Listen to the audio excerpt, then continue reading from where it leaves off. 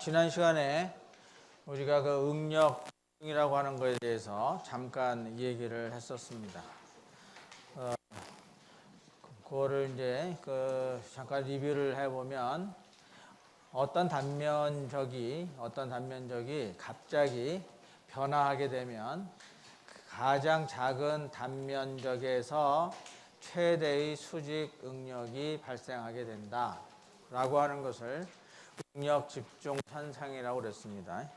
그래서 이것은 축하중인 경우에만 이렇게 응력 집중이 이런 식으로 발생하는 게 아니고 어떤 밴딩이 됐든 어떠한 그 외부 하중이 걸린다 하더라도 단면적이 급격히 변화하게 되면 항상 응력 집중 현상이 발생하게 된다라고 하는 것을 이제 알아둘 필요가 있습니다. 그래서 그 응력 집중이 발생하게 되면 그때 그 스트레스를 어떻게 표현하느냐? 그것은 응력 집중 계수라고 하는 이 K를 가지고 그래서 요 K라고 하는 것은 평균 응력에 대한 최대 응력의 비로서 나타낸다. 그래서 수식으로 얘기하면 이렇게 K는 시그마 에버리지 분의 시그마 맥시멈 이렇게 표현할 수가 있습니다. 여기서 시그마 에버리지라고 하는 것은 가장 작은 단면적에서 발생하고 있는 그 응력을 이제 표시를 한다는 거죠. 그래서 이제 응력 집중 계수 K는 시그마 에버리지 분의 시그마 맥시멈 이렇게 표현을 한다. 그러니까 응력 집중 현상이라고 하는 것은 이 시그마 맥시멈이 이거에 비해서 항상 크기 때문에 이것은 1보다 큰 값을 항상 가져야 된다 그랬습니다. 그래서 예를 들게 되면 이러한 경우 그 변형되기 전에 이러한 경우에서 힘을 이렇게 주게 되면 결과적으로 이제 이러한 형태로 변형이 될 건데 이때 그 스트레스를 보게 되면 여기 그 구멍이 있는 이 부분에서 가장 단면적이 작아지기 때문에 요 부분에 있어서 시그마 맥시멈이 나타나고 그 다음서부터 서서히 줄어드는 이러한 분포를 갖게 된다. 근데 이제 여기에서 이 시그마 맥시멈이라고 하는 것은 여기에 있는 시그마 에버리지에 비해서는 이제 훨씬 큰 크기를 갖기 때문에 이렇게 응력 집중 계수를 이용을 해서 얼만큼 더 이 시그마 에버리지에 비해서 몇 배나 더 큰 스트레스가 걸리고 있는가라고 하는 것을 이제 표현해 주게 된다는 거죠. 여기 이제 이러한 그 두 개의 그 단면적이 서로 다른 이러한 그 부품을 서로 연결을 했다라고 하게 되면 여기에서도 이 부분 결국 단면적이 가장 작은 부분 여기서 이제 스트레스가 이제 최대가 되는 현상이 나타난다. 그래서 이것도 변형 후에는 이제 이런 형태가 나타나고 그다음에 실제로 응력 그 분포는 이 부분에서 가장 맥시멈이 일어나고 그 다음에 중앙으로 갈수록 서서히 작아지는 이러한 분포를 갖게 된다. 그 다음에 이제 시그마 에버리지는 당연히 다 균일하게 걸리니까 여기에 있어서 여기 시그마 맥시멈은 여기에 있는 시그마 에버리지에 비하면 훨씬 더 큰 스트레스를 나타나게 된다는 거죠. 그래서 이제 이러한 경우와 이런 경우, 이렇게 된 경우와 이렇게 된 경우를 따져보면 여기에 그 경사도가 여기는 크게 나타나고 있고 여기는 조금 작게 나타나고 있고 여기는 더 작게 나타나고 이것도 더 작게 나타나고 이렇게 해서 이런 식으로 구멍을 이제 내준다거나 이런 식으로 그루브를 내주게 되면 이 응력선의 경사도가 작아지기 때문에 응력 집중 현상도 작아진다라고 하는 것을 알 수가 있습니다. 그래서 이러한 내용에 대해서는 여러분들이 3학년에 올라가서 기계 요소 설계라고 하는 과목이 있어요. 그 과목에 가게 되면 응력 집중이 발생하는 경우에 어떤 식으로 이것을 완화시킬 수 있다라고 하는 것에 대해서 또 자세하게 얘기를 합니다.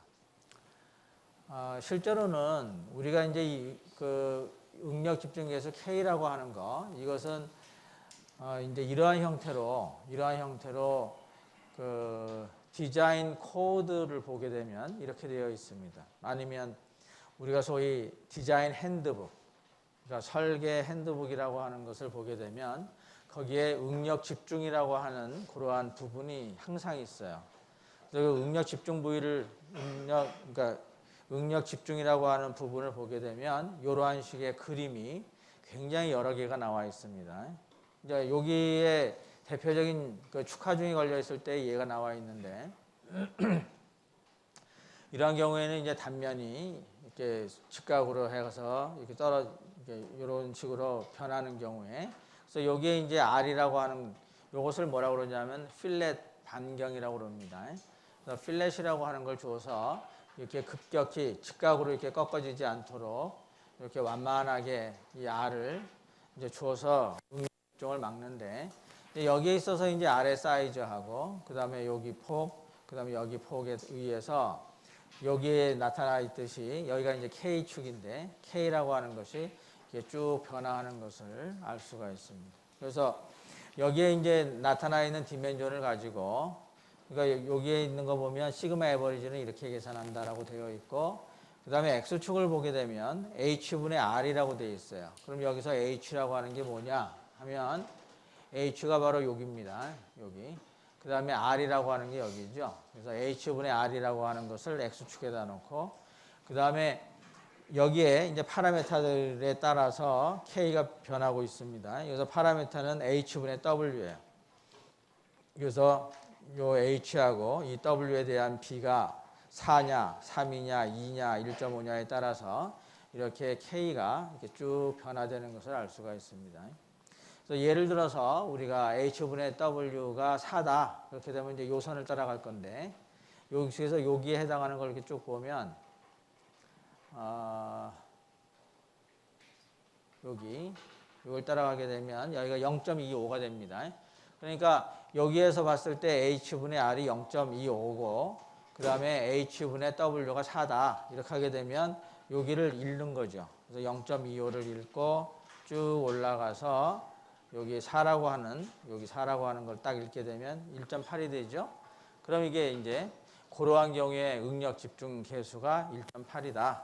그러면 여기서 시그마 맥시멈이 얼마로 나온다는 거예요? 1.8 곱하기 시그마 에버리지 이렇게 나온다는 거죠. 그래서 이제 이렇게 이러한 경우에 대해서는 K가 이런 식으로 변하고 또 여기 가운데에 구멍이 있는 경우에는 또 이 구멍에 있는 디멘전에 따라서 여기 뭐죠? X축 분의 2R W분의 2R을 가지고 여기 뭐 선이 하나밖에 없으니까 여기에 이 값을 뭐 하나를 찍게 되면 쭉 읽어가지고 여기에 해당하는 K를 읽어주게 되면 시그마 맥시멈이 얼마 걸린다라고 하는 것을 알 수가 있습니다.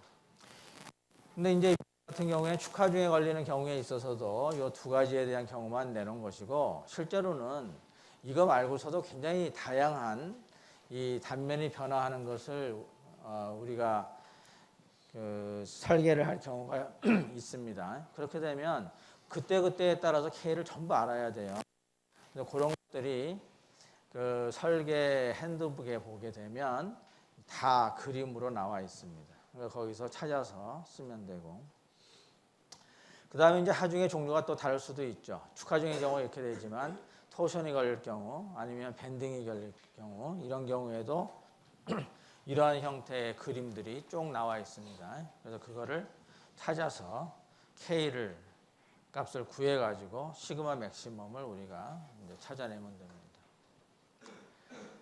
근데 이제 요즘에 와서는 워낙에 이제 수치 해석이 발전을 하다 보니까 이러한 거를 물론 핸드북에 보면 찾을 수가 있는데 핸드북 찾으러 다니기가 귀찮다 이렇게 하게 되면 이러한 형태를 모델링을 해가지고 그 프로그램에다가 집어넣어서 계산을 하게 되면 여기에 시그마 얼마다라고 하는 게 계산이 됩니다. 그러면 바로 시그마 맥시멈이 걸리는구나 하는 걸 알 수가 있어요. 그래서 예전에는 뭐 핸드북을 찾아서 꼭 했었지만 요즘에는 그냥 실제로 계산을 해서 시그마 맥시멈을 구하는 경우도 있습니다. 뭐 그게 훨씬 더 편리하겠죠. 자, 이렇게 해서 이제 K라고 하는 것을 알게 되면 이제 시그마 맥시멈을 알게 되는데 그걸 이용해서 설계는 어떻게 하느냐? 여기서 이제 K라고 하는 것은 그 스페시먼의 지오메트리 그리고 그 불연속 형태에만 의존한다 이 말이죠. 그러니까 거기에 따라서만 달라진다는 거죠. 그래서 이 지오메트리가 이제 이런 경우에 따라서 달라지고 디스컨티뉴이티라고 하는 것은 연속이 되지 않은 경우, 그러니까 이제 이런 경우가 이제 연속이 되지 않은 경우에 해당하겠죠. 그래서 그런 경우에 시그마 맥시멈이라고 하는 것은 여기에서 이제 시그마 맥시멈은 실제로 계산하면 어떻게 되는 거죠? 우리가 K라고 하는 것이 시그마 에버리지 분의 시그마 맥시멈 이렇게 되어 있었으니까 여기서 시그마 맥시멈이라고 하는 것은 응력 집중 계수 K에다가 시그마 에버리지 이렇게 곱한 게 됩니다. 근데 이 시그마 에버리지 그러니까 여기 시그마 맥시멈이 안전하게 되려면 허용 응력보다는 이것이 작아져야 된다는 거죠. 그래서 이것이 최소한 시그마 얼라우블에 비해서는 작거나 같아야 된다. 근데 이 시그마 얼라우블을 우리가 어떤 식으로 결정을 해줬느냐 하게 되면 소위 시그마 YS 또는 시그마 U를 팩터 오브 세이프티 안전 계수를 가지고 나눠서 요 정도면 우리가 안전하다라고 생각을 하는 건데 이거보다 시그마 맥시멈은 더 작아져야 된다라고 해서 이제 설계를 해주면 됩니다. 그래서 굉장히 간단하게 우리가 설계를 해줄 수 있는 거죠. 근데 여기서 참고적으로 보면 K는 재료 성질과는 무관하다. 그러니까 K라고 하는 건 뭐에 상관되어 있는 거예요? 단면의 변화에 상관되어 있다고 그랬죠. 처음서부터. 그러니까 재료의 성질과는 상관이 없고 기하학적인 측면에서만 이제 관계가 있다. 그래서 여기에 대한 이제 예제를 하나 풀어보면 이제 이런 문제를 풀 수가 있습니다. 자, 더봐 in figure 요 그림을 얘기합니다. is made of steel that is assumed to be elastic, perfectly plastic with sigma y equals 250 megapascal. 여기서 elastic, perfectly plastic material이라고 하는 것은 어떤 걸 의미하느냐 하면 우리가 이제 시그마 입실론 선도를 그리게 되면 이런 식으로 그리게 되겠죠. 시그마 입실론 이렇게 했을 때 일레스틱 한 다음에 그러니까 일레스틱은 탄성 영역이고 그 다음에 perfectly plastic 그러면 완전 소성이 됩니다. 완전 소성. 그러니까 일레스틱인 경우 일레스틱 레인지까지는 얘가 이런 식으로 이렇게 훅스로를 정확하게 만족을 시키다가 그 다음에 항복이 딱 일어나게 되면 거기서부터는 완벽하게 소성으로 된다. 그래서 그림은 이런 형태로 나타나게 됩니다. 그래서 요점이 뭐가 되느냐면 시그마 y가 되고 그 다음에 여기에 해당하는 입실론이 입실론 y가 됩니다. 그리고 여기는 물론 원점이고 그렇게 해서 이러한 경우를 우리가 일레스틱 이쪽을 perfectly plastic 이렇게 얘기하는 거예요. 또 다른 말로는 일레스토 플라스틱이라고도 합니다. 일레스토 플라스틱 머티리얼 아니면 아까 얘기한 대로 일레스틱 perfectly plastic material 이렇게 뭐 둘 다 똑같은 말입니다. 그래서 이제 우리가 원래의 그 재료는 이런 식으로 가다가 약간 여기서 그 가공 경화가 나타나는 경향이 있잖아요. 근데 그거가 이제 널리니어로 변하게 되니까 조금 복잡하다. 그래서 이러한 경우를 우리가 예를 들어서 보통 재료역학에서는 다루고 있습니다. 자, 이런 경우를 이제 우리가 elastic, perfectly plastic이라고 하고 여기에 해당하는 그 항복 강도는 250 메가파스칼이다. Determine the maximum value of the applied load P that can be applied without causing the steel to yield. 뭐예요? 항복이 그 스틸이 항복을 일으킴이 없이 작용시킬 수 있는 작용하중 P의 최대치를 구해라. 그 말이죠. 그 얘기는 뭐가 되냐면 이 스틸의 시그마 Y가 250이니까 맥시멈이 돼도 250을 초과할 수 없다. 이런 뜻이죠. 그렇게 되면 여기서 이제 어떤 값이 시그마 Y에 해당하면 여기에서 얘기하는 소위 항복을 일으킴이 없이 가할 수 있는 최대의 P의 값을 구할 수 있느냐? 그러면 최대의 스트레스를 알아야 되겠죠. 최대 스트레스, 그러니까 가할 수 있는 최대의 스트레스를 알면 거기에다가 면적을 곱해주면 힘이 되잖아요. 그러니까 거기서부터 시그마 맥시멈으로부터 구할 수가 있어요. 그러면 일단 시그마 맥시멈을 구해야 되잖아요. 그러면 이러한 경우에 시그마 맥시멈이 어디에서 걸리겠어요? 보면 여기 면적이 큰 면적이 이렇게 쭉 가다가 여기서 이제 줄어들어서 이렇게 다면적이 줄어드는 걸 볼 수가 있습니다. 그러면 이제 여기에 가서 이제 시그마 맥시멈이 걸리겠죠. 그래서 최소한 여기가 지금 시그마 맥시멈이 걸리니까 거기에 있어서의 시그마 맥시멈이 250을 초과해서는 안 된다는 거죠. 그럼 여기에 있어서의 시그마 맥시멈을 어떤 식으로 구할 수가 있겠는가?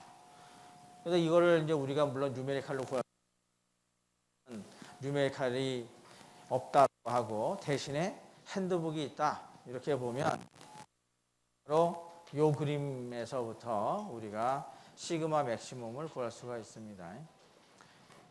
뭐 여기 있다시피 시그마 맥시멈이라고 하는 것은 K에다가 시그마 에버리지를 곱한 거잖아요. 그러니까 일단 시그마 에버리지는 이렇게 계산을 한다라고 하는 것을 알아두고 그 다음에 여기에 해당하는 디멘전을 다 읽어야죠. 여기가 H, 여기가 W, 여기가 R 이렇게 되어 있고 여기 X축이 H분의 R이고 여기 파라메타가 H분의 W로 지금 표현이 되어 있으니까 요거하고 요것을 먼저 계산을 해야 됩니다. 자, 그래서 여기에서부터 이 W라고 하는 게 지금 뭐가 되겠어요? 40이 될 거고 H라고 하는 것이 바로 여기가 될 겁니다. 여기의 길이가 얼마가 되겠죠? 뭐 여기가 4니까 4하고 32가 될 겁니다. 여기는 H가 32가 되고 W는 40이 되고 그 다음에 R은 3mm 이렇게 돼가지고 여기서 H분의 R을 구할 수가 있죠. H분의 R이 금방 얘기했던 40에 그 다음에 이제 R이 필렛 반경 그래서 4가 됩니다. 그래서 0.125를 찾을 수가 있고 H분의 W도 이제 W가 40이었으니까 32로 나눠서 1.25를 구할 수 있습니다. 그러면 이 값을 가지고 0.125하고 1.25를 갖고 찾아야 돼요. 그러면 여기서 1.25가 H분의 R이었었죠. 그러니까 0.25 요 선을 따라서 올라가야 되면서 그 다음에 H분의 W가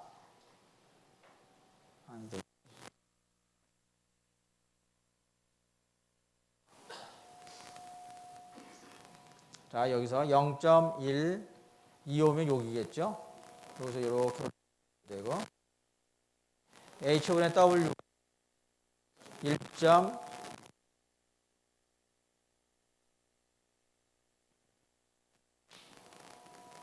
여기서 여기 1.25 다음에 1.5니까 바로 요 정도 읽어줘야 되겠나요? 1.125 이렇게 올라가서 여기서 한 요 정도 읽어줘야 되겠죠? 요 정도? 그러면 1.7 금방에 나오겠죠? 근데 정확하게 얘기하면 1.75가 된다고 봅니다. 이건 여러분들이 이제 자가지고 이렇게 정확하게 재보면 되겠죠? 자, 이렇게 되면 여기서 K가 뭐가 되냐면 1.75가 나옵니다. 1.75. 여기는 지금 1.7이라고 했지만 아니고 1.75입니다. 그래서 1.5요. 그렇게 되면 시그마 맥시멈은 K의 시그마 에버리지가 되고 그 다음에 여기서 K가 1.75입니다. 그 다음에 시그마 Y가 얼마가 돼야 되느냐 하면 그래서 250 메가파스칼이 됩니다. 그 다음에 면적이라고 하는 것은 여기에 있어서의 면적이라서 0.002하고 0.032 아까 여기 H가 32mm였었죠. 그러니까 32mm가 되고 여기 두께가 2mm였었습니다. 2mm. 그러니까 0.002가 되고 거기에 해당하는 이제 P가 있는 거죠. 그래서 P를 구하게 되면 9.14톤. 바로 이것이 뭐냐면 여기에 걸리는 그 스트레스가 항복이 않을 때까지의 경우를 계산을 한 겁니다. 뭐 이렇게 해서 맥시멈 있는 하중을 계산할 수 있다는 거죠. 우리가 설계하는 게 두 종류잖아요, 그죠? 치수를 계산하는 경우도 있고 하는 경우도 있고. 자, 이렇게 해서 A번의 문제를 풀었습니다. 자, 그다음에 이제 B번은 the maximum value of P that the bar can support. 그러니까 이 바가 지탱할 수 있는 P의 최대치를 구하시오. 이게 무슨 뜻일까요? 자, A번 같은 경우는 시그마 맥시멈이 항복을 일으키지 않을 때까지를 우리가 구했잖아요. 그러면 지금 여기 시그마 맥시멈이 여기가 지금 시그마 Y에 해당하고 나머지들은 다 스트레스가 무엇보다 작겠어요. 항복 강도보다는 다 작을 겁니다.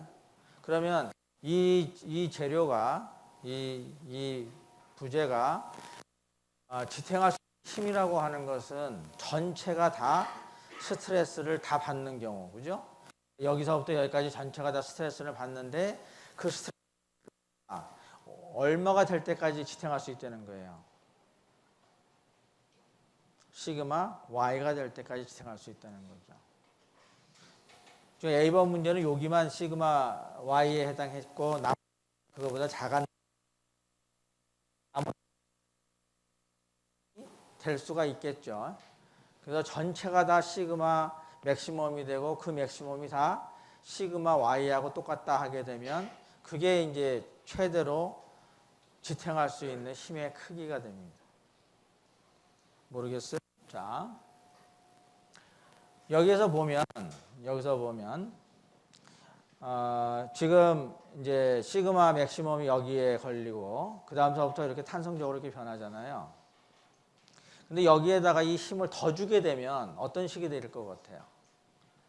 여기서 P 맥시멈은 시그마 Y에 이제 도달하게 되면 여기 있는 그림처럼 시그마 Y에 도달하게 되면 더 이상 시그마가 증가될 수가 없습니다.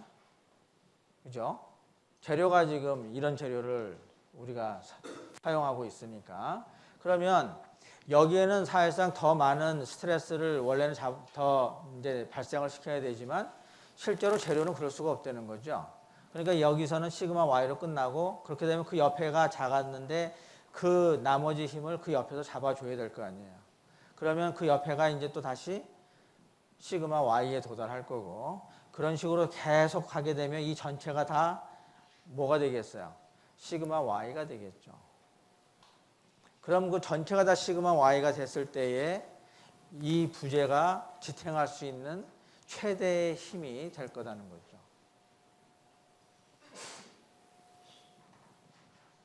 잘 이해가 안 가요? 그러면 조금 딴 데 갔다가 오겠습니다. 자, 여기를 보게 되면 이 그림이 이제 여기 구멍이 있는 경우에 힘을 이렇게 주게 되면 요 면에 있어서의 스트레스의 분포는 이렇게 나타난다는 겁니다.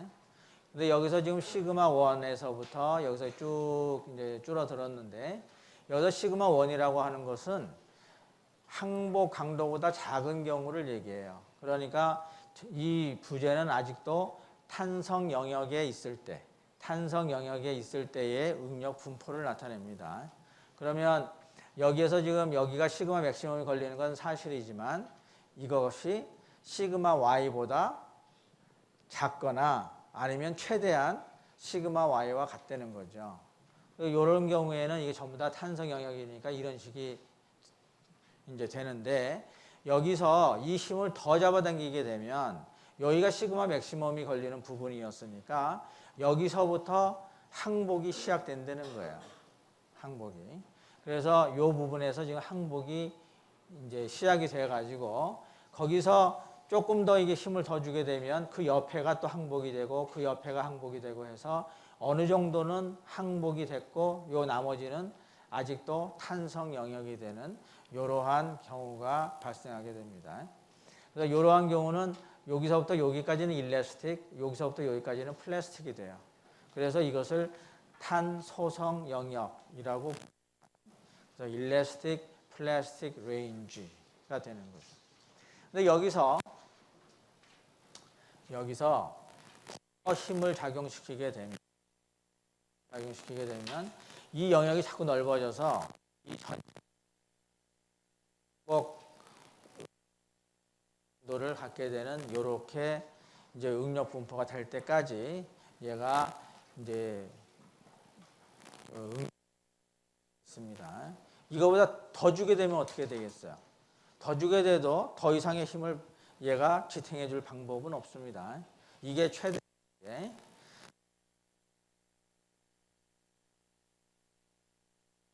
주게 되면 이 기교가 지탱할 수 있는 최대의 힘이 최대의 하중이 계산이 되는 거죠.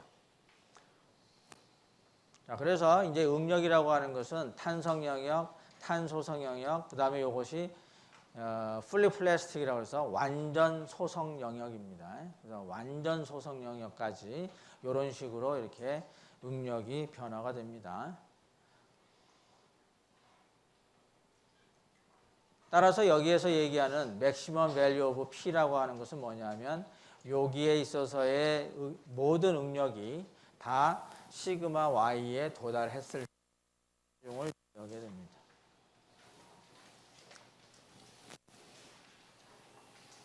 자, 그렇게 되면 이제 이런 식이 해당하는 거죠. 여기서 A라고 하는 거에다가 시그마 Y를 곱해주게 되면 그게 이제 지탱할 수 있는 최대의 힘이 되는 겁니다. 그래서 여기가 이제 어떤 상태에 있어서의 P예요. 금방 했듯이 완전 소성이 됐을 때에 됩니다. 그래서 완전 소성했을 때 P를 그때의 면적으로 나눠주게 되면 그것이 항복 강도와 같아야 된다라고 해서 여기서 PP가 나오게 되죠. 그래서 아까 계산한 거에 비하면 여기는 9.14kN이지만 여기는 16kN까지 지탱할 수 있다는 게 이제 나옵니다. 당연하겠죠. 완전 소성이 될 때까지는 훨씬 더 많은 힘이 이제 가해져도 상관이 없으니까 그래서 이런 식으로 나오게 됩니다. 그럼 이제 여기는 딱 이거밖에 없는 거예요.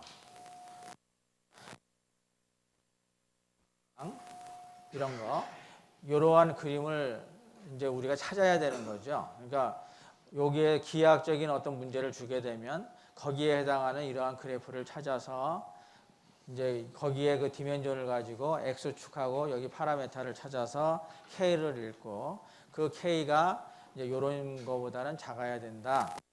그거 가지고 설계를 하면 됩니다.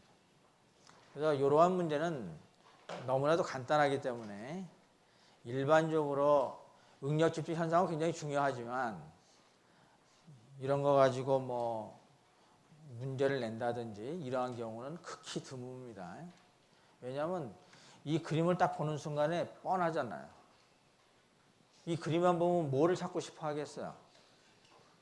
당연히 K를 찾고 싶어 하겠죠. 그 K는 어디다 쓰려고 하겠어요? 이거 계산할 때 쓰려고 하겠죠. 그럼 그게 이거보다는 작아야 된다. 뭐 너무나 단순하기 때문에 이런 거 가지고 그 귀중한 중간고사에다가 낼 수는 없는 거죠. 그러지 않아도 낼 문제가 많은데.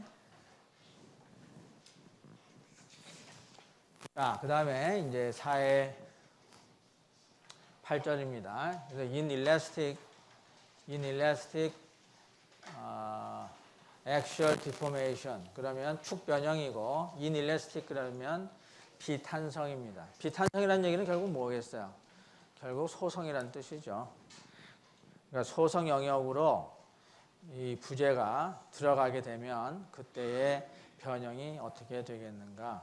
그럼 이제 당연히 소성 변형을 할 거니까 소성 영역에 일단 들어가게 되면 그 힘을 이제 제거를 그러면 어떤 식이 되겠어요? 다 알다시피 어떤 재료에다가 힘을 줬는데 얘를 소성 변형을 시켰어요. 그 다음에 얘를 그 가해줬던 힘을 제거를 해주게 되면 원래 이 늘어났던 이 재료는 어느 정도 회복이 되고 그 다음에 소성 변형 시켰었으니까 어느 정도의 소성 변형이 남게 됩니다. 소위 영구 변형이 남는다라고 얘기를 하죠. 우리가 이제 판 같은 것도 보면 판을 이렇게 구부렸다가 놓게 되면 이게 어느 정도 이렇게 돌아가잖아요. 그게 마치 스프링이 되돌아간다라고 하는 것처럼 이제 생각이 돼서 그걸 스프링백이라고 합니다. 스프링백. 이게 왜 필요하냐면 우리 그 자동차에 그 후드가 있잖아요. 또 그 도어가 있죠. 이런 거 만들 때 어떻게 만들어요? 그 사이즈에 맞는 판을 잘라가지고 그거를 금형이라고 하는 데다가 집어넣습니다. 금형이라고 하게 되면 아래쪽에 형태가 있고 위쪽에 또 형태가 있어요. 그래가지고 거기다 집어넣게 되면 그 다음에 이제 아래판은 놔두고 위판이 내려와갖고 그걸 딱 찍으면 판이 딱 변형이 되겠죠. 그 다음에 변형이 된 다음에 얘를 드러내면 거기서 그 나온 그 뭐 판이 됐든 그러니까 문이 됐든 아니면 후드가 됐든 그걸 그대로 갖다가 이제 뭐 도색을 해가지고 이제 거기다가 이제 결합을 시킬 거 아니에요, 그죠? 근데 그때 그 금형에서는 어떤 일이 벌어지느냐를 보게 되면 일단 딱 찍게 되면 그 힘이 있으니까 얘가 이제 어떤 모양을 딱 가질 거예요. 그런데 얘를 딱 올리게 되면 이 판이 어느 정도 얘가 회복이 됩니다. 그죠? 회복이 되고 영구 변형이 남는 것이 결국은 차문이 되는 거고 후드가 되는 거죠. 그러니까 그 금형을 설계할 때 어떻게 해줘야 돼요? 얘가 눌린 다음에 스프링백이 생겨가지고 그 결국 마지막으로 남는 그 형상이 실제 우리가 차를 조립할 때에 딱 맞는 그런 사이즈가 되도록 해줘야죠. 그렇죠? 그러니까 그 스프링백이 얼만큼 돼야 되느냐라고 하는 게 굉장히 중요합니다. 그래서 그거에 해당하는 양이 이제 여기서 얘기하면 소위 탄성 회복에 대한 양이 됩니다. 그래서 그런 거 할 때에 우리가 이러한 그 비탄성 변형이라고 하는 게 우리가 필요하게 돼요. 그 다음에 이제 그 영구 변형이 남게 되면 지난번에 이 그림에서 봤듯이 여기에서 여기까지 하중을 줬다가 그 다음에 이걸 제거를 하게 되면 이제 이런 식으로 이렇게 내려온다고 그랬었죠. 그렇게 되면 여기에서부터 여기까지가 바로 어떤 구간이 돼요? 탄성 회복 구간이 됩니다. 탄성 회복 구간. 그러면 여기가 뭐가 되는 거예요? 여기가 영구 변형이 됩니다. 영구 변형. 그럼 영구 변형이 있다는 얘기는 결국 그 안에는 어떤 스트레스가 남아있다는 뜻이에요. 그래서 스트레스가 남아있다라고 해서 뭐라고 부르냐면 잔류응력이라고 부릅니다. 잔류응력. 잔류응력이 또 얼마나 생겼느냐에 따라서 외부에서 가해줄 수 있는 또 힘이 또 제한을 받습니다. 그러니까 그 안에 잔류력이 얼만큼 남느냐라고 하는 것도 우리가 알아둬야 될 이제 내용이 됩니다. 그래서 그런 것들을 배우는 섹션이 바로 이 섹션이 됩니다. 자, 일단 이제 재료는 이제 이런 재료를 쓸 거예요. 이미 여기서 얘기를 했는데 재료는 이제 이런 재료를 쓴다. 그래서 when a material is stressed beyond the elastic range, 그러면 탄성 영역을 초과해서 재료가 응력을 받고 있을 때 이렇게 되죠. It starts to yield. 그러면 이제 항복이 시작되고 and thereby cause permanent deformation. 따라서 영구 변형을 발생하게 된다. Among various inelastic behavior, 다양한 비탄성 거동 중에서 the common cases exhibit elastoplastic or elastic perfectly plastic behavior. 그래서 흔한 경우에 일레스토플라스틱이거나 또는 일레스틱 퍼펙트리 플라스틱 거동을 보인다. 그래서 이 두 가지가 다 똑같은 말인데 아까 얘기한 것처럼 여기서부터 여기 탄성 영역까지는 정확하게 선형을 유지하고 있다가 항복 강도를 만나게 되면 여기서부터는 소위 가공 경화가 일어나지 않고 계속해서 똑같은 응력을 발생하는 이러한 재료를 우리가 팩토리 플라스틱이라고 한다. 자, 이걸 우리나라 말로 번역을 하게 되면 완전 탄소성 재료라고 합니다. 완전 탄소성 재료. 그래서 일단 우리는 완전 탄소성 재료를 가지고 이 비탄성 변형 거동을 이제 알아보려고 하는 겁니다.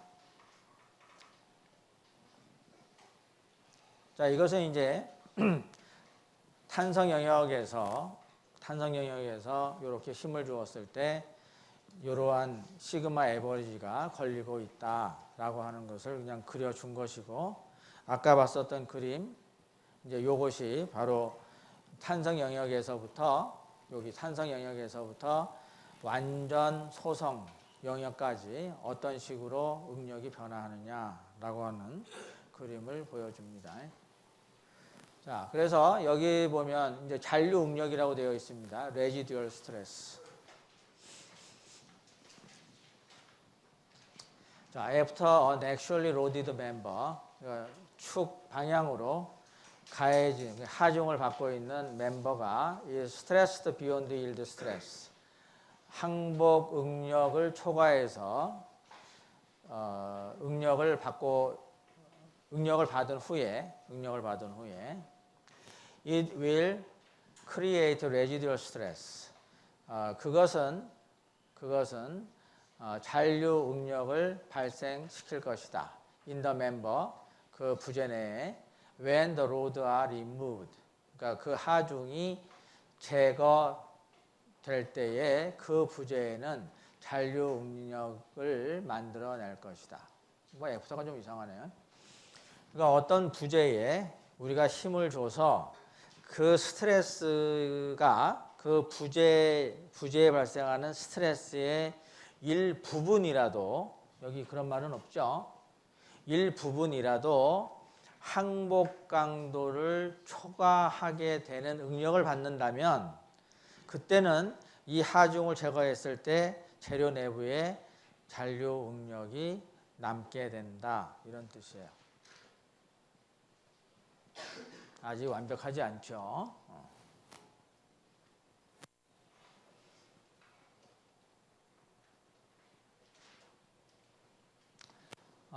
어떤 얘기냐 하게 되면 지금 여기가 이제 탄성 영역이잖아요. 여기에서는 힘을 제거하게 되면 이게 전부 어떻게 된다는 거예요? 다 제로가 된다는 뜻입니다. 왜냐하면 원래의 상태로 돌아갔으니까. 그렇죠. 그런데 이거 같은 경우에는 일부분은 소성이고 일부분은 탄성이에요. 이렇게 하게 되면 이제 금방 얘기했듯이 재료의 일부분이라도 시그마 y를 초과하게 되면 그게 바로 이 상태죠. 일부분이라도 초과하게 되면 이때 그 힘을 제거하게 되면 재료 내부에는 잔류 응력이 남는다 이 말입니다. 굉장히 중요한 얘기예요, 이 말. 왜냐하면 여기가 지금 탄성 영역이고 여기가 소성 영역이잖아요. 그러면 어떤 생각이 드냐 하면 쭉 잡아당겼다가 이런 상태를 만들어 놓게 되면 탄성 영역은 원래의 위치로 다 돌아가고 소성 영역은 원래 다 못 돌아가고 어느 정도 남는다. 그러면 재료가 일부분은 탄성적으로 원래의 상태로 다 돌아가 있고 어떤 부분은 안 돌아가 있고 좀 이렇게 돼야 되잖아요. 와, 그런 거 본 적 있어요? 아까 그 금형에다가 판을 집어넣어서 딱 찍는다라고 했을 때도 딱 찍었잖아요. 그 다음에 이제 탄성 회복이 되는데 그 탄성 회복이 어느 일부분은 완전히 되고 어느 때는 완전히 안 되고 그러면 정말 모양을 우리가 예측하기 굉장히 어렵죠. 그죠? 물론 뭐 예측하기 어려워서 모양이 그렇게 가는 건 아니고 당연히 실제 현상이 그렇게 어떤 일부분은 탄성이고 일부분은 소성이 된다 하더라도 이것은 하나의 몸체이기 때문에 같이 움직인다는 거죠. 그러니까 부분적으로 움직일 수가 없고 전체가 한꺼번에 움직인다는 거예요. 더군다나 이 축하종 같은 경우에는 이게 단면적이 작잖아요. 길이는 길고 이렇게 됐는데 여기에서 어느 부분이 탄성이다 해갖고 들어간다라고 하게 되면 이러한 봉의 모양이 굉장히 이상하게 변하겠죠. 그죠? 바깥쪽에서는 쭉 들어가고 이 안에만 좀 남아있고 뭐 이런 모양이 될 건데 그렇게 되면 좀 어거지로 얘기하면 꼬챙이 같은 거 만들 때 되게 편해요. 그죠? 이게 잡아당겼다가 탁 놓으면 바깥쪽에는 탄성이니까 쏙 들어가고 요 나머지는 남아있고 그러면 딱 나오잖아요. 굉장히 쉽게 만들 수 있죠. 근데 그런 일은 벌어지지 않습니다. 자, 그래서 여기가 탄성이고 여기가 소성이지만 결과적으로는 다 이 재료 내부에 잔류 응력이 쭉 다 남게 된다는 거예요. 그래서 이 경우는 당연히 남는 거. 이 경우는 더더욱이나 남게 돼요. 전체적으로 다 소성을 받았을 때니까. 그래서 이제 우리가 여기서 지금 관심 있게 보는 부분은 바로 이 부분과 이 부분입니다. 왜냐하면 소성이라고 하는 영역까지 이제 힘을 줬다가 이제 제거를 했을 때 어떤 일이 벌어지느냐라고 하는 것을 하려고 하는 거죠. 자, 그다음 consider the history of a prismatic member made from an elastoplastic material. elastoplastic material로부터 이제 만들어진 prismatic member. prismatic이 뭐라고 그랬었죠? 균일 단면의 그래서 균일 단면을 가지고 있는 부재의 응력 히스토리를 생각을 해보자. 그러니까 여기서 히스토리 그러면 뭐 이력이라고 해야 되겠죠. 이력. 자, 그래서 여기가 이제 그 이력을 얘기하고 있는 겁니다. 여기부터 쭉 잡아당겨 가지고 OA까지 가고 그 다음에 더 힘을 주게 되면 재료는 이제 일레스토 플라스틱이기 때문에 계속해서 똑같은 시그마 Y를 유지하면서 이렇게 변형을 하게 된다라고 하는 거예요. 그래서 여기서 패스 OA라고 하는 이 부분, 이건 뭘 의미하느냐 하면 member is loaded to reach yield stress sigma Y. 그러니까 여기서부터 쭉 가게 되면 제로에서부터 요 A라고 하는 점, 요 점에서 시그마 Y가 되는 그러한 그 하중 이력을 보여주고 있다 하는 겁니다. 그 다음에 패스 AC라고 하는 것은 여기서부터 여기까지죠. 이것은 member deformed plastically, 그러니까 소성적으로 변형되는 그 이력을 지금 보여주고 있다. 여기서부터 여기까지. 그 다음에 이걸 계속 잡아당기면 이제 이쪽으로 갈 겁니다. 근데 여기 C에서 이제 하중을 제거한다는 뜻이죠. 그래서 패스 CD라고 하는 것은 unloading but permanent strain epsilon zero remains. 그러니까 여기에서부터 unloading을 하게 되면, 여기서 unloading을 하게 되면 여기에 기울기하고 똑같은 기울기를 가지고 이렇게 스트레스가 감소를 해서 여기에 이제 도달하게 된다는 거죠. 그렇게 되면은 바로 여기서부터 여기까지가 영구 변형률 입실론 제로가 됩니다. 그래서 영구 변형률로 남게 된다. 그러니까 결국 이 부분이 탄성적으로 회복되는 구간이 됩니다. 탄성 회복되는 구간. 그래서 여기서 보면 입실론 C하고 입실론 O 프라임이라고 하는 거, 여기서부터 여기까지를 일라스틱 리커버리, 이제 탄성 회복 구간이고, 그다음에 여기 입실론 O 프라임에서부터 입실론 O까지, 여기서부터 여기까지가 permanent deformation 또는 permanent strain이라고 부릅니다. 뭐 정확하게 하려면 여기가 strain이니까 permanent strain이라고 하겠죠. 그렇지만 의미로서는 영구 변형을 나타내는 구간이다 라고 해서 뭐 양쪽을 다 사용합니다. 자, 그래서 이제 응력은 이제 이런 식으로 변화된다라고 하는 얘기는 아까도 했었고, 그래서 이 문제를 한번 풀어서 잔류 응력이 어떻게 남고, 그 다음에 또 그러니까 영구 변형량은 어떻게 계산할 수 있는가 하는 데 대해서 이제 풀어보도록 하겠습니다. The road shown in figure, 그래서 이렇게 문제가 주어져 있는데 has a radius of 5mm. 여기 반경이 5mm.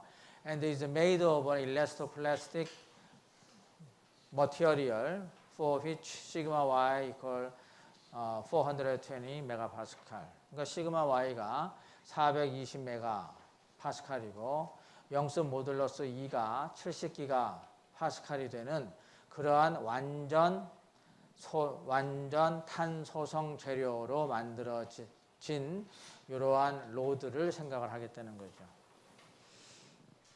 If a force of P equals 60 kN is applied. 그러니까 60 kN이 여기에 지금 가해지고 있다. Applied to the road and then removed. 이거 가해줬다가 이것을 제거를 해준다면 determine the residual stress in the road. 여기에 남는 잔류 응력은 얼마가 되겠는가.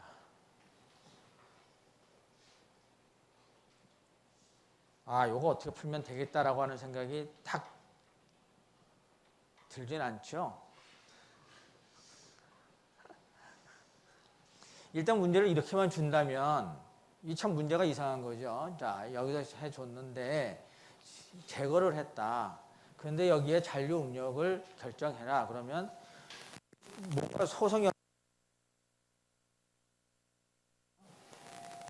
그럼 우리는 이 재료가 소성 영역에 들어가 있는지, 이쪽 부분이 아니면 이쪽 부분이 들어가 있는지라고 하는 것을 찾아낼 필요가 있죠. 그죠? 왜냐하면 탄성적으로 움직이는 쪽은 계속 탄성적으로 움직일 거고, 이쪽에 소성 영역이 되면 소성 영역이라고 하는 게 시그마 y가 계속 일정하게 유지가 되잖아요. 그러니까 더 이상의 힘을 가하지 않아도 얘는 계속 변형을 할 수가 있습니다. 아직 그게 이해가 안 되죠?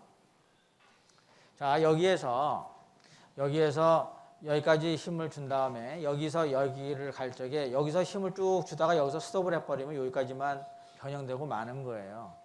근데 그거를 계속 그 똑같은 힘을 계속 주고 있다면 더 이상의 힘이 필요해요? 필요하지 않아요? 더 이상의 힘이 필요하지 않습니다. 근데 계속 잡아당기고 있으면 어떻게 되겠어요? 변형은 계속 된다는 거죠. 여기가 지금 입실론 축이잖아요. 그러면 여기에서 힘의 크기는 변하지 않았는데 계속해서 이쪽으로 계속 늘어나고 있다는 거죠. 계속 늘어나다가 보면 나중에는 단면적이 작아질 거니까 나중에 끊어지긴 하겠죠. 자, 그러면 일단 우리는 여기하고 여기에 가서 어떤 쪽에서 지금 시그마 y를 초과하느냐라고 하는 것을 우리가 계산할 필요가 있습니다. 자, 그렇게 되면 이런 문제는 우리가 지난번에 한번 풀어봤었죠? 이거 어떻게 풀어요? 얘가 이쪽으로 주니까 AC라고 하는 것은 압축력을 받을 거고 이쪽은 이쪽으로 잡아당기고 있으니까 인장력을 받을 거고 그래서 이쪽에다가 FB라고 하는 것을 세울 수가 있죠. 그 다음에 그걸 가지고 이쪽 방향이니까 얘는 마이너스 FA 이쪽 방향은 마이너스 FB 그죠? 여기서 이쪽으로 가게 되면 플러스죠. 자, 플러스 FA 그 다음에 여기는 플러스 FB 그 다음에 마이너스 P 이퀄 제로 이게 평형방정식이죠. 그 다음에 보니까 식은 하나인데 그 언노운이 두 개죠. 그래서 여기에다가 컴패러빌리티 이퀘이션을 넣어줘야 되니까 컴패러빌리티 이퀘이션은 뭐가 되죠? 여기에서 늘어난 것과 아니면 여기서 줄어든 거죠. 여기서 줄어든 것과 여기 늘어난 것 이렇게 놓으면 여기에 FA하고 여기에 FA 계산. 그러면 그 FA를 가지고 이 면적으로 나누었을 때 스트레스가 나오겠죠. 근데 그 스트레스가 420을 초과하지 않을 수도 있겠죠. 그래서 여기서 만약에 초과하게 되면 여기가 소성이고 여기가 초과하게 되면 여기가 소성이고 이렇게 될 겁니다. 자, 그럼 일단 계산을 해야 되겠죠. 자, 그래서 계산을 했습니다. 이 정도는 알죠. 그죠? 그래서 계산한 결과가 FA가 45kN이 나오고 B쪽이 15kN이 나왔어요. 그래서 AC에 대해서는 FA를 면적으로 나눠줬고 시그마 BC에 대해서는 FB를 면적으로 나눠줬습니다. 그랬더니 573이 나왔고 191이 나왔어요. 근데 이것이 420보다 크잖아요. 그러니까 얘는 지금 소성 영역에 들어가 있다. 이렇게 볼 수가 있는 겁니다. 자, 그럼 얘는 소성 영역에 들어가 있어요. 얘는 아직도 420보다 작으니까 탄성 영역에 있습니다. 그럼 이 시그마 AC에서 받쳐줄 수 있는 힘은 얼마겠어요? 573메가파스칼이 실제로 발생을 해요, 안 해요? 실제로는 발생하지 않습니다. 그러니까 얼마가 발생한다는 거죠? 420만 발생한다는 거죠. 그러니까 실제로 이 AC라고 하는 부재에서 잡아줄 수 있는 힘은 이렇게 됩니다. 420까지만 스트레스를 발생시킬 수가 있어서 420 메가파스칼에다가 면적을 곱해주면 33kN을 얘가 지탱할 수가 있어요. 그러니까 AC는 뭐 완전 소성이 돼가지고 33kN까지만 얘가 받아줄 수 있다는 거죠. 그럼 전체적으로는 얼마였었어요? 60이었죠. 그럼 60에서 33을 뺀 27kN이 여기에 걸린다는 겁니다. 여기에. 그래서 이제 시그마 BC도 스트레스가 바뀌는 거죠. 그래서 27kN까지 지금 잡아줄 수가 있습니다. 자, 시그마 H는 420이 되고, 그 다음에 시그마 BC는 7까지 받아줄 수가 있어서 27, kN 되겠죠. 그것을 면적으로 나눠가지고 344메가파스칼이.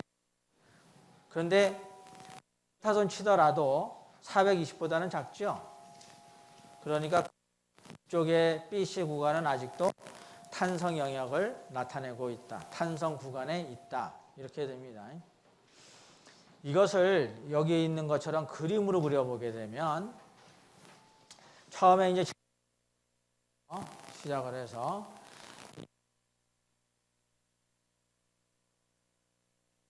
만큼 압축을 받고 그러니까 여기에서부터 그림이 아래쪽으로 내려갑니다.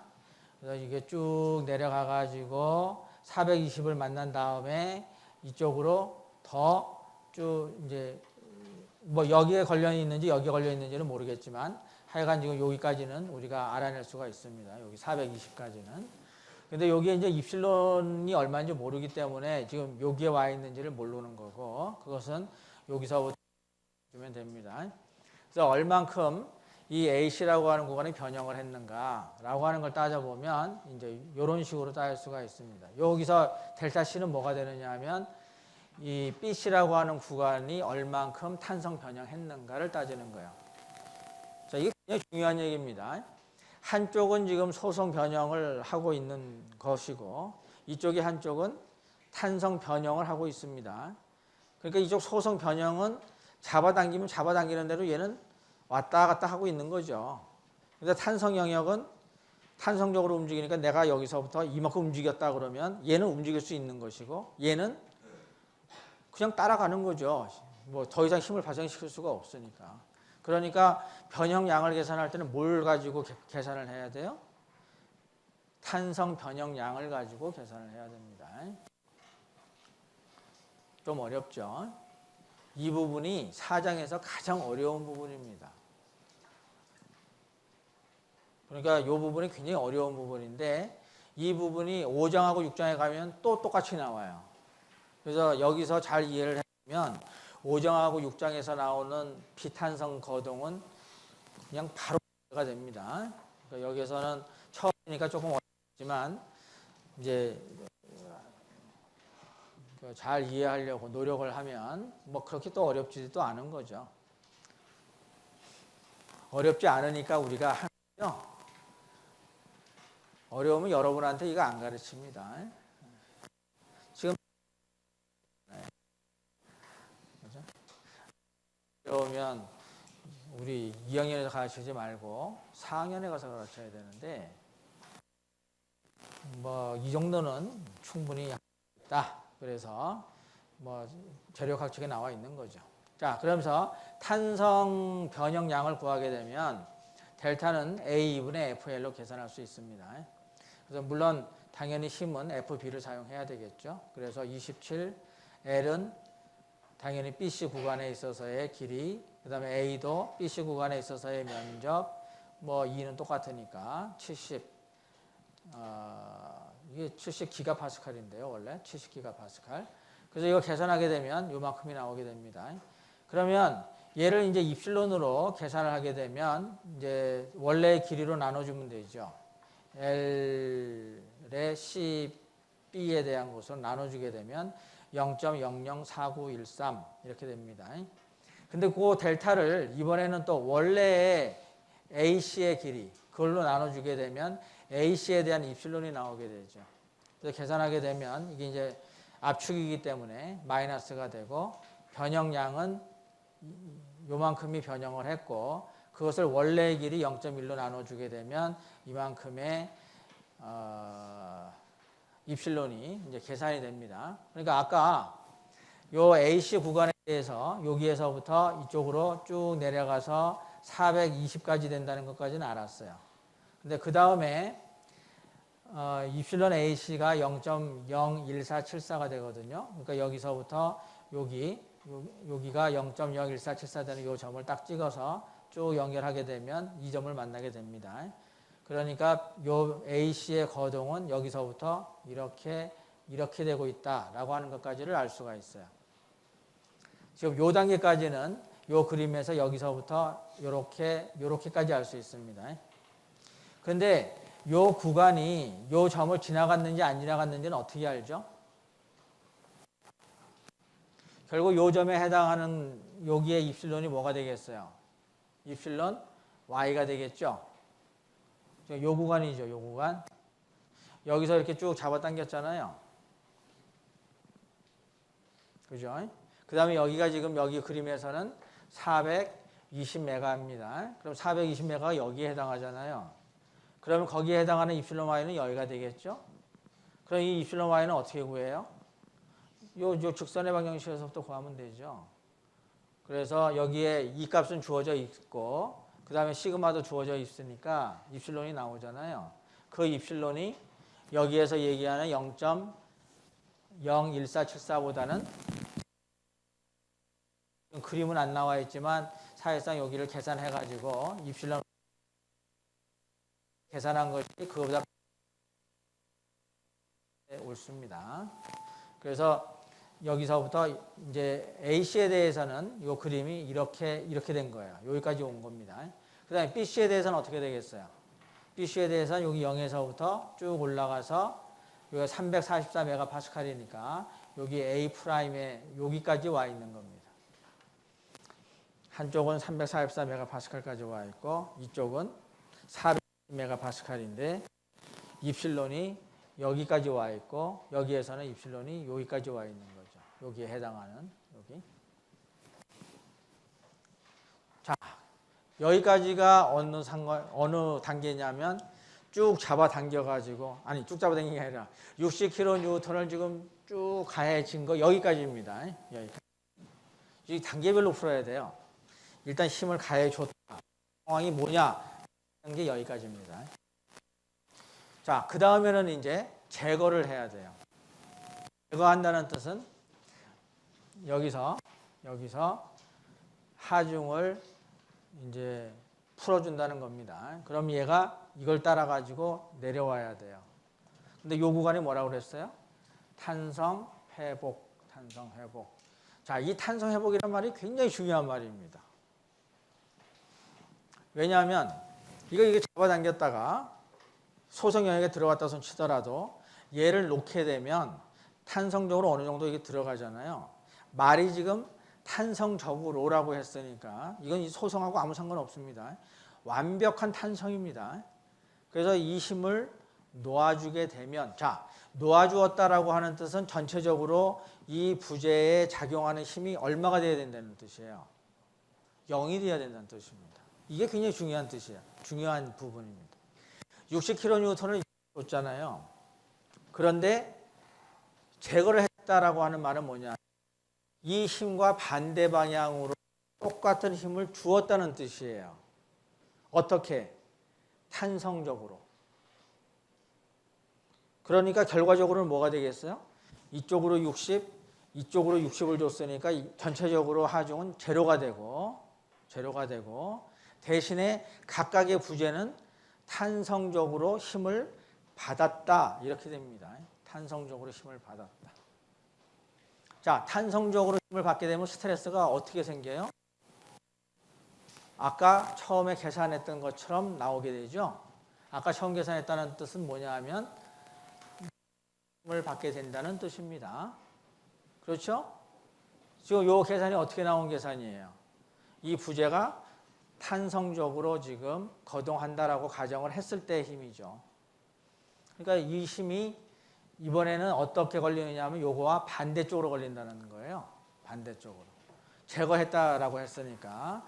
그래서 이거와 반대로 60을 오른쪽으로 준 겁니다. 그럼 얘하고 얘는 어떻게 되겠어요? 반대편으로 작용을 하겠죠.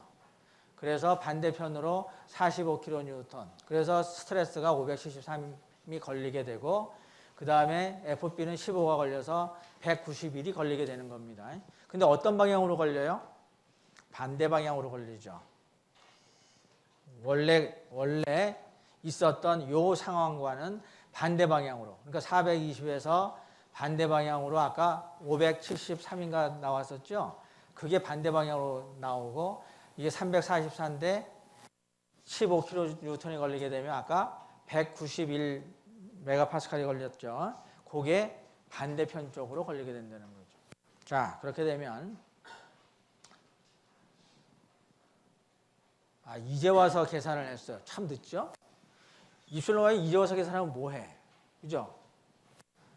여하튼 여기서 다시 해갖고 여기 입실론 y가 이만큼이다 했습니다. 자, 여기서는 지금 중요하지 않고 Elastic recovery means 이게 중요한 겁니다. 이게 지금 설명을 다 했지만 Elastic recovery means that opposite external load is elastically applied.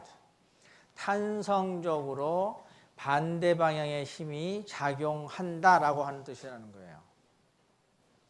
자, 그렇게 돼서 여기서 보면 573하고 191이라고 하는 것이 아까는 마이너스 573이고 여기는 뭐가 됐었죠? 아까 여기가 마이너스 573이었고 얘는 플러스 191이었는데 그러니까 여기가 마이너스 돼야 되겠죠? 반대니까. 그죠? 자, 요 바로 전에서 계산한 것이 여기가 지금 마이너스 420이잖아요. AC 구간에. BC 구간이 344인데 얘가 텐션, 그러니까 텐션 스트레스가 걸린 거죠. 그런데 얘가 지금 반대 방향으로 힘을 가해주게 돼서 나타나는 스트레스잖아요. 그러니까 얘는 지금 아까는 압축력으로 573이 걸렸었잖아요. 그죠? 근데 반대로 줬으니까 뭘로 걸려? 양으로 573이 걸리는 거죠. 그래서 플러스 573이 되고, 그 다음에 아까 그 191이 어떻게 걸려 있었어요? 인장으로 191이 걸려 있었죠. 근데 이번에는 그걸 반대로 주니까 마이너스로 걸리게 되겠죠. 그래서 여기가 마이너스 191이 돼야 됩니다. 그렇게 되면 여기가 153이 나오겠죠. 이거 플러스 시켜놓고 153 계산하면 뭐 말도 안 되는 얘기죠. 그러니까 당연히 여기는 마이너스입니다. 그래서 153, 153 이렇게 나와요. 그러니까 이 얘기는 뭡니까? 한 부재에 있어서 잔류력은 똑같은 사이즈를 갖는다는 뜻이에요. 자, 그래서 그걸 그림으로 나타내게 되면 아까 그 탄성 영역이었던 이제 BC라고 하는 구간은 여기서부터 여기까지 아까 올라갔었습니다. 근데 그것이 탄성적으로 내려오게 되니까 이 구간에서 이렇게 내려와서 요 점에 도달하게 돼요. 요 점에 도달한 스트레스가 153 메가파스칼입니다. 그래서 요 점에 도달하게 된 거고. 그 다음에 그 AC라고 하는 구간은 아까 여기 있었습니다. 여기에서부터 하중을 제거하게 되면 이게 쭉 올라가고 153에 여기서 요 D'이라고 하는 점에 도달하게 된다는 거예요. 그래서 스트레스가 똑같이 153 메가파스칼을 갖게 된다 이겁니다.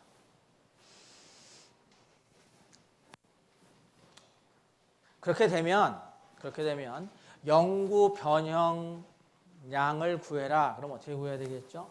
요 점이나 요 점을 이용을 해가지고 여기에 해당하는 입실론을 구해서 거기에다가 원래 길이를 딱 곱해주게 되면 영구 변형량이 나오겠죠.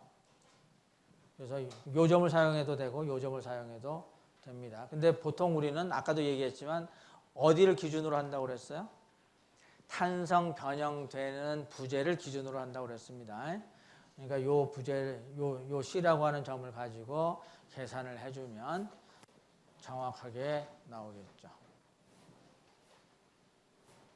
좀 어렵죠? 여기서 중요한 건 이거예요. 처음에 이제 하중을 주었을 때에 스트레스를 계산을 해서 시그마 Y보다 크냐 작으냐를 먼저 판별을 합니다.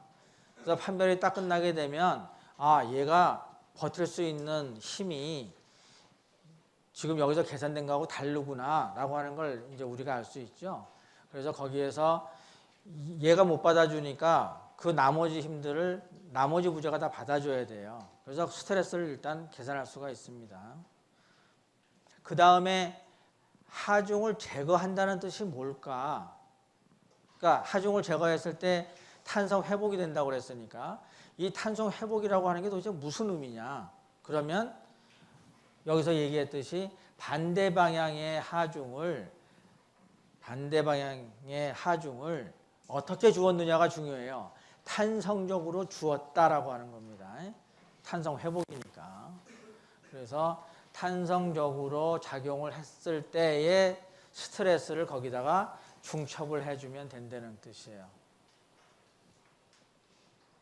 그래서 축하중인 경우에는 당연히 똑같은 하중을 받을 것이고 토션 같은 데도 역시 계산을 다 하고 나면 마지막에 남는 스트레스를 가지고 토션을 계산했을 때 제로가 나와야 됩니다. 밴딩도 역시 제로가 나와야 되고. 자, 이렇게 우리가 소성 변형이 걸리는 경우에 그 스트레스하고 소위 잔류응력하고 영구 변형량을 어떻게 구할 수 있느냐 하는 것에 대해서 얘기를 했습니다. 자, 이 다음에 이제 예제가 있는데 이 예제는 상당히 간단한 예제예요. 이 줄이 한쪽은 5m고 한쪽은 5.0075m거든요. 그러면 얘를 잡아당기게 되면 어떻게 되겠어요? 처음에는 이쪽에만 힘이 다 걸리겠죠. 언제까지? 0.0075가 될 때까지. 그렇죠? 그 다음에 쭉 잡아당기게 되면 여기에만 힘이 다 걸리니까 여기에 스트레스를 계산할 필요가 있겠죠.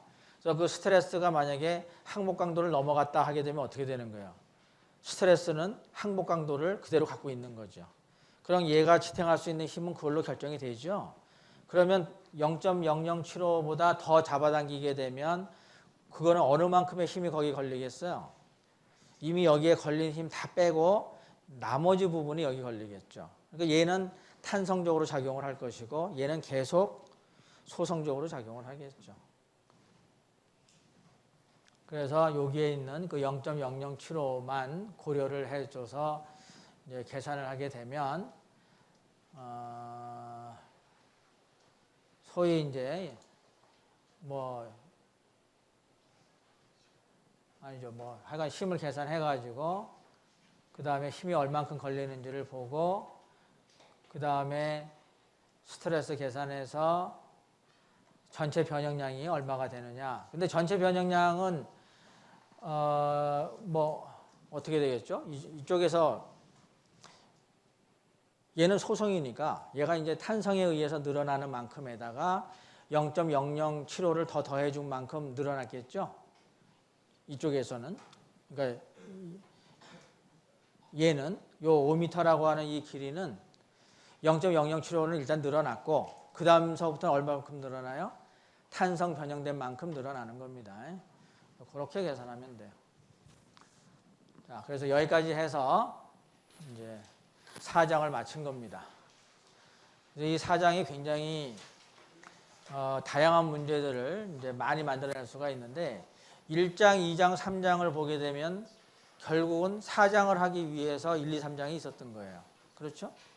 4장을 다 하게 되면 결국 스트레스도 구해야 되고 입실론도 구해야 되고 그 다음에 1장은 전부 내력이었는데 내력도 구해야 되고 그러니까 대부분 다 4장을 위해서 1, 2, 3장이 있었던 거죠. 자, 그래서 이제 4장은 여기서 마치고 다음 시간까지 4장을 제출을 하면 되는데 우리가 중간고사를 4장까지 볼 거예요. 그래서 4장은 여러분들이 열심히 풀어서 우리 중간고사 치는 날 그날 제출을 합니다. 그 다음에 참고적으로 얘기하면 이번에는 이 교재 내에 있는 문제를 거의 손 안 대고 그대로 냈습니다. 물론 손을 댄 구간이 조금 있죠. 근데 그거는 딱 한 문제만 내가 손을 댔고 나머지 세 문제는 똑같습니다. 그러니까 여러분들이 뒤에 있는 문제를 다 풀어보면 문제를 보는 순간 답이 뭔지를 알 수가 있습니다. 자, 오늘 여기까지 하겠어요.